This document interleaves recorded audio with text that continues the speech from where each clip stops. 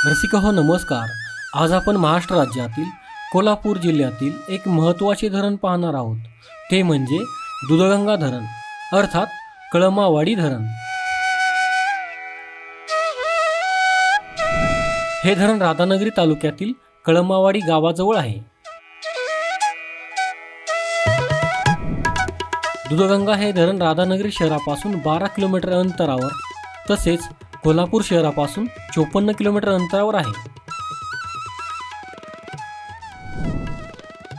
दूधगंगा हे धरण दूधगंगा नदीवर बांधण्यात आलेले आहे। दूधगंगा धरणाचे बांधकाम 1983 ते 1999 या काळात झाले। दूधगंगा नदीला पुढे वेदगंगा नदी मिळते आणि तिथून पुढे दूधगंगा कृष्णेला शिरोळ तालुक्यात महाराष्ट्र कर्नाटक सीमेवर मिळते। महाराष्ट्रातील सर्वात मोठ्या धरणांच्या यादीमध्ये दूधगंगा धरणाचा 11वा क्रमांक येतो। दूधगंगा धरणाची उंची 73 मीटर म्हणजेच 239 फूट आहे। या धरणाची लांबी 1283 मीटर म्हणजेच 4200 फूट आहे। दूधगंगा या धरणाची पाणी साठवण्याची एकूण क्षमता 25.40 TMC म्हणजेच 25,400 दशलक्ष घनफूट इतकी आहे।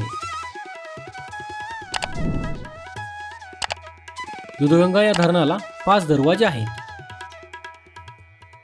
या धरणाच्या जलाशयाचे नामकरण राजर्षी शाहू असे झालेले आहे।